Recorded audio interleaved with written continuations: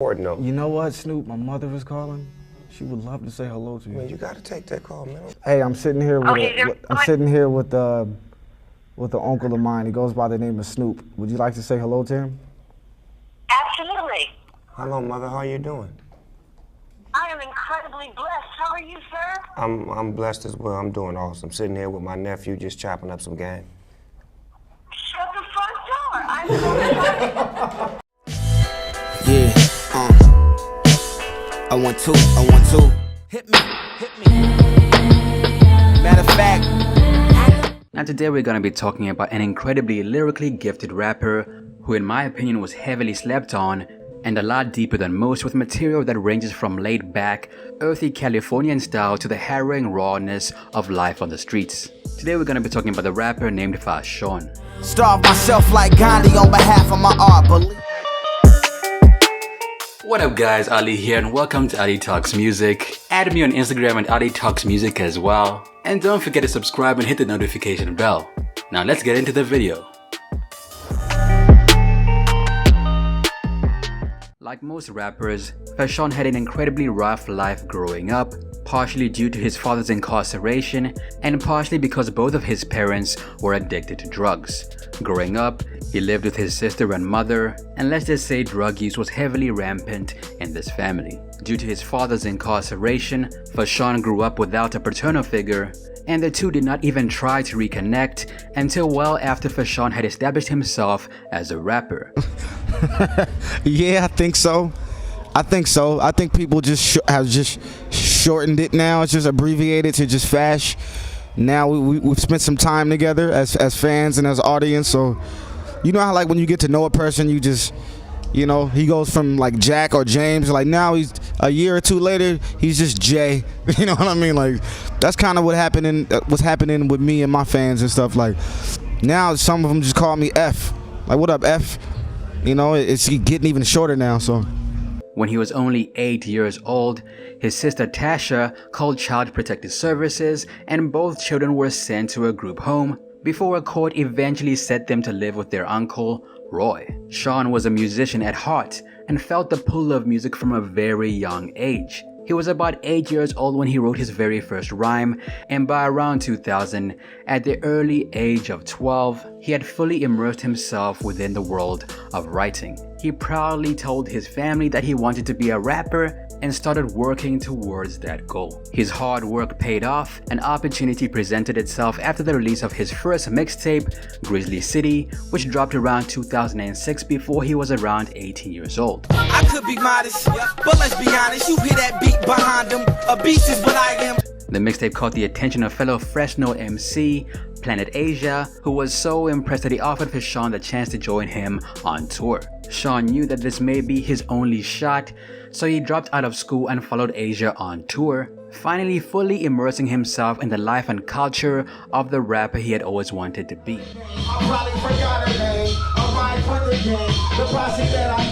For the next 2 years, he worked on establishing himself as a rapper, releasing several mixtapes underground and acquiring a manager in the form of Aren Hekimian, and I know I'm butchering that name. In 2007, he dropped the mixtapes The Phenom Volume 1 and Grizzly City Volume 2, while 2008 saw him release The Phenom Volume 2, One Shot One Kill, and Higher Learning Volume 1. Hard enough being handsome, I'm just a teen and real humble, but fuck nigga shit is probably the weed. The man was on a roll. Fashawn's clever lyricism and relatable music made him instantly likable by his audience. He was starting to make a name for himself underground, touring throughout the US in 2009 with artists like Ghostface Killah and The Grouch.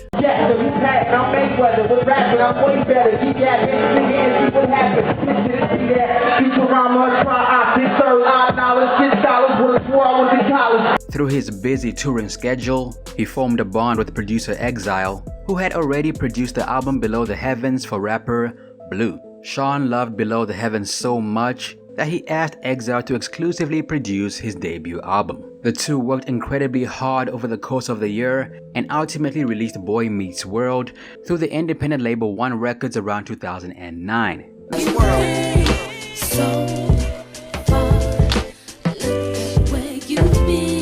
Though Although the album didn't truly make an impact on the charts or gain any certification, partially due to the quiet, private nature of the label, it was heavily praised by the critics.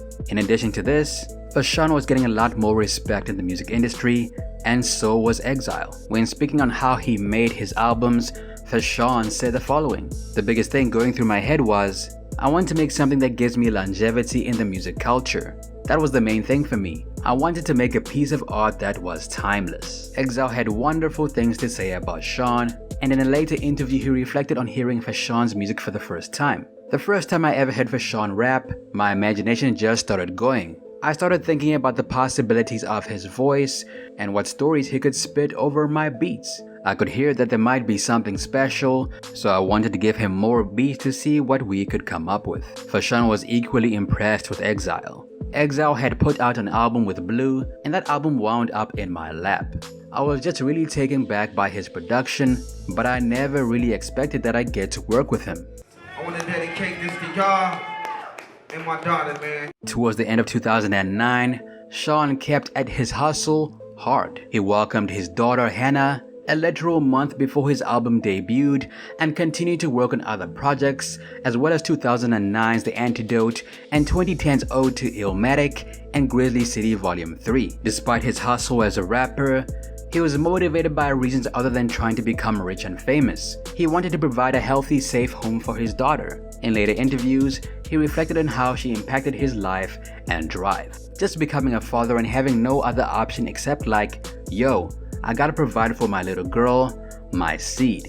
I have to, and I am, no question. I'm not one of those guys who leave their baby mama and their child behind and the kid grows up without a father. I'm not that guy, even though I was birthed by those people. But I guess I channeled that rage and resentment into me being a better father. You know what I'm saying? Despite his endless barrage of mixtapes, it was Boy Meets World that really certified Fashawn as an act to watch. Interestingly enough, the critical success of the album eventually led to one of his biggest moments. Around 2010, he landed on the cover of XXL with rappers like Wiz Khalifa, J. Cole, Nipsey Hussle, J-Rock, and Big Sean. I feel like, you gotta wake people up, man. And that's that cover is one of the things that's gonna wake people up, So this time next year, you won't be saying that. This was a heavy list of names. Now at the time, XXL had not started doing their freshman cyphers yet. The first freshman cypher came out around 2011, but instead Fashawn got to drop a freestyle. From there, he simply went from strength to strength, dropping mixtapes like Bars, and dropped a lot of mixtapes. With a llama and injury year. Any problem with my posse, somebody gon' disappear.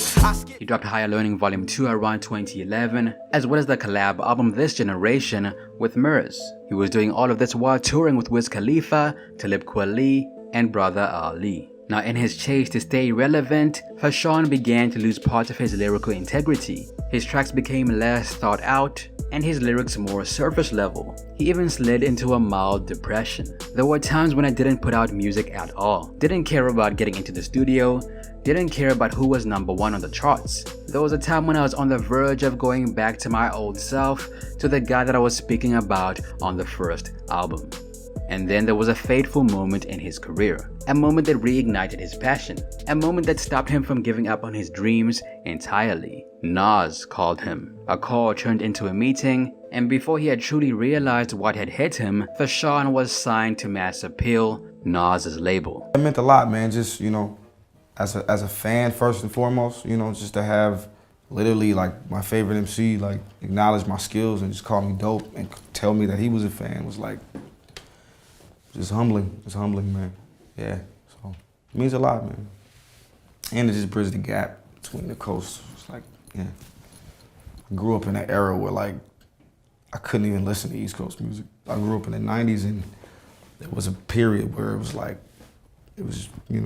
those waters were kind of, dangerous to cross. And I remember people making fun of me because I was listening to Biggie and Nas and Cannabis and stuff like that. They was like, man, you from the West Coast, man, what you doing, Fashawn is one of the most underrated in the game. The world is gonna know soon. We're excited to have him as part of the family. A month later, Fashawn announced that his next album would be titled The Ecology and released his first ever EP, a collab with The Alchemist titled Fashionably Late. While you was waiting in the wings, so was I. Figured I'd leave you hanging rather than tell a lie. He worked incredibly hard on his sophomore album, drawing inspiration from everything around him in the attempt to recreate the truthfulness that he released with Boy Meets World. When later asked what most inspired The Ecology, he said the following: fatherhood. Becoming a father brought strength and weaknesses that I never knew I had to the surface. That alone helped me find myself being a father. It's a feeling that's hard to describe. Leaving my home, Fresno,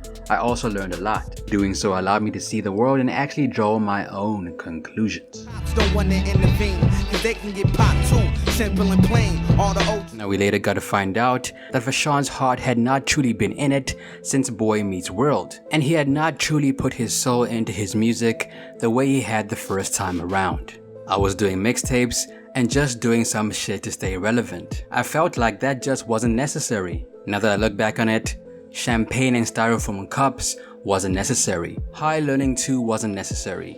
Grizzly City 3 wasn't necessary. That's how I feel now. Cause just the substance and amount of work I'm giving to you on this album, this is what I've been waiting for. This is the sophomore release I've been looking for since 2009. All those other projects, mixtapes, EPs, whatever you wanna call them, were practice. Not even practice, but just trying to keep niggas satisfied just for me to be a brand in hip hop, for me to stick around to 2014, 2013, 2012. Around the same time that he was preparing for the release of The Ecology, he was the closest he had ever been to a beef. It all started when Nipsey Hussle announced that he would be releasing his Crenshaw mixtape alongside a run of 1,000 CDs priced at $100 each. Now when asked if Fashawn would do something similar with his next album, he said the following: "My fans are people who need my music. They can't afford a $100 album, and I would never do that to my consumers. I want my music to reach everyone, and however I can make that feasible, I'll do it. I'll never give you 12 tracks for $100. I mean, I'm giving you mixtapes for free for God's sake, with 20-30 tracks on it. That's just me. I'm cut from that cloth, and I come from that era." Shout out to everyone who's on the brink of being innovative and shifting the game. That's cool. I salute that. You sold me a CD for $100. Yeah, that's crazy. You know what I'm saying? And Jay-Z bought how many of them? How many did Jay-Z buy? Like 1,000? He bought 100 of them, right? He bought 100 of them, yeah. Yeah, I was like, man, I was like, I can't do that. While this may be considered a fair statement, and from a certain angle perceived as an attack, Sean denied any beef and Hussle never mentioned it. When it was later brought up in interviews, Sean clarified the situation quickly and in a respectful manner. I got in trouble for that question. I got asked about that album, the Nipsey Hussle project, any album that was being sold for more than $70. They tried to turn that into a beef between me and Nipsey Hussle, and I didn't respect that at all. I never had no beef with Nipsey Hussle. Never. I'm not that rapper. All the respect that I have to this day is respect that I've earned, not taking fame from another nigga or belittling somebody else. I earned what I have now. I love Nipsey Hussle. He's my West Coast brethren. I would never do nothing to belittle the niggas I would consider my comrades in the game. I would never do that. The Ecology finally arrived for fans around 2015, almost 5 years after Sean released his debut. Singles included Golden State of Mind, Guess Who's Back, Out of the Trunk, and Something to Believe In. The only state that I can call mine. You start with mixtapes? Yeah, definitely. I had a handful of those. Now, songs from this album also made it to the world of video games. The letter F appeared in NBA Live 15, a game by EA Sports, and NBA Live 16 contained the song Out the Trunk. Turn the volume up and bang it out the truck now. Turn the volume up and bang it out the truck now. Something to Believe In also made it into a WWE video game, appearing in WWE 2K16. The song also made its way to Madden NFL 16, so at this point Fashawn was clearly getting those video game checks.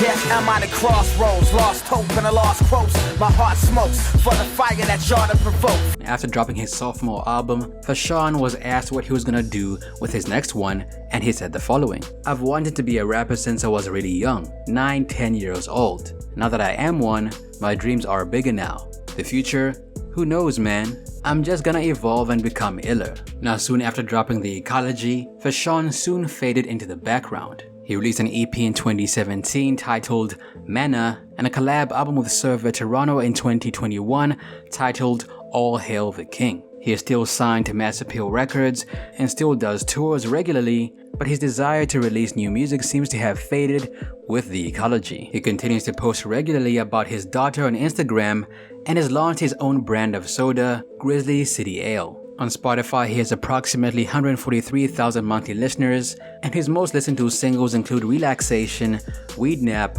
One Bridge, Stars, and Samsonite Man. That's it for me, it's your boy Ali. What happened to Fashawn in your opinion? Let me know down below. If you have a video request, be sure to let me know as well. Also add me on Instagram at Ali Talks Music. Till next time, peace.